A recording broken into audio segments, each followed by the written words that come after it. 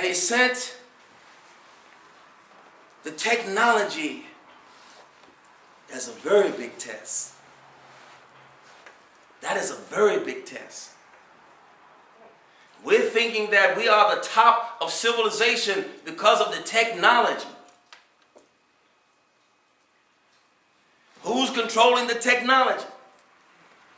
Who has power over the distribution of the technology?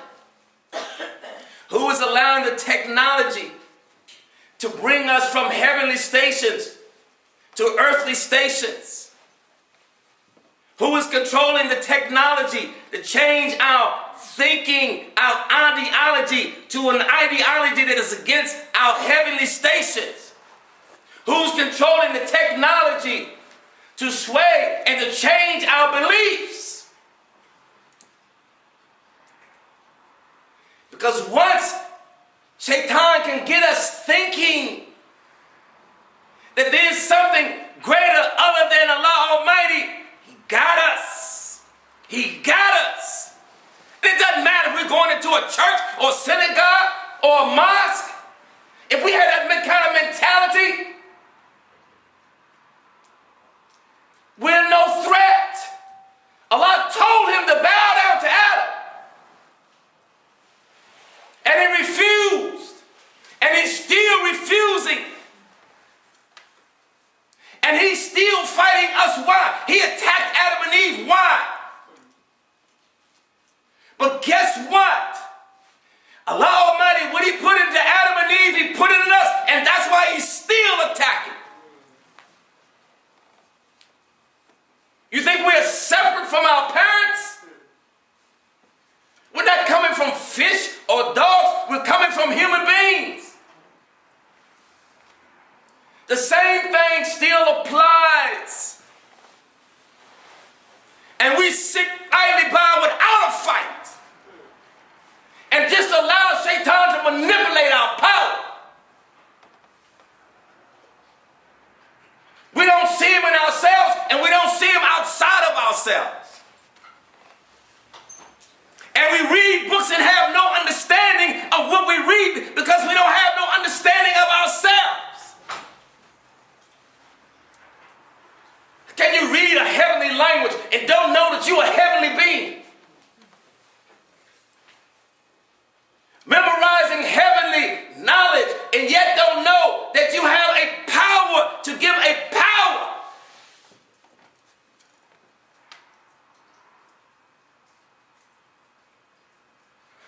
Allah says in Quran, A'udhu billahi min shaitan rajim, bismillahir rahmanir rahim. Kaf, ha, ya, ain, sad. These are letters of the Quran that was put in the heart of beloved Muhammad sallallahu alaihi wasallam, and yet they cannot be translated.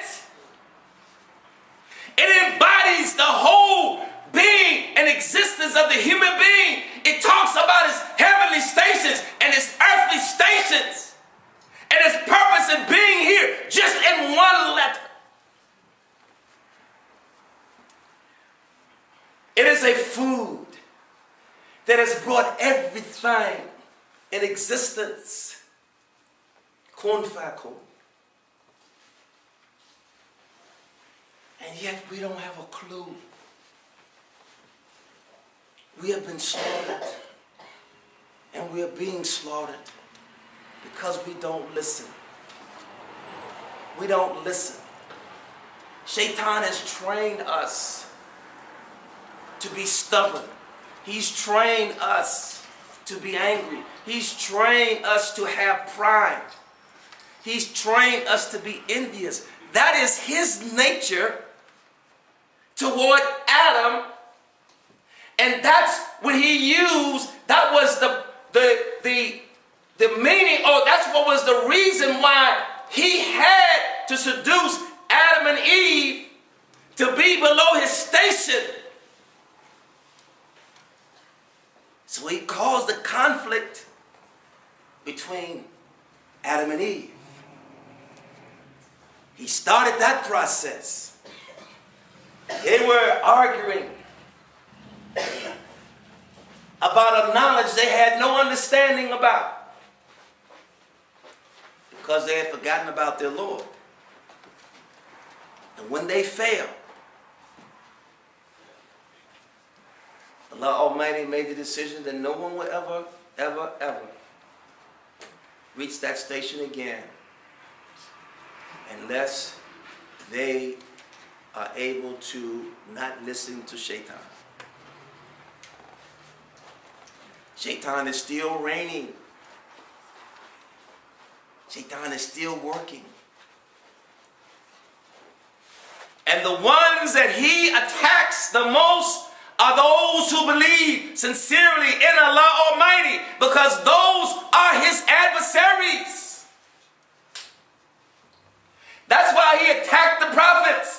And he had so much fitna and so much craziness going on around the prophets. May Allah be pleased with them. Because he realized that he could not blow out the light of Allah Almighty, but he could blow out the light of belief in us. By changing our ideas about ourselves, changing the message about ourselves, changing our beliefs against ourselves, it brought a darkness on our hearts. Made us deaf, dumb, and blind. How can you be deaf, dumb, and blind and read a book that has heavenly lights and we cannot even see the light? How can we guide somebody? We're not guided. Running up in mosques, running up in churches, synagogues, for what? For what? We have no power. If Shaitan is in control, we have no power that we know how to use.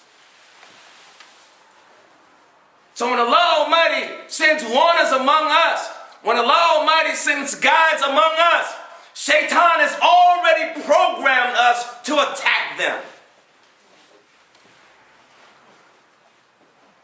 Run up on them, talk about them, ask them for evidence, ask them to show you a miracle, stone them, persecute them, kill them.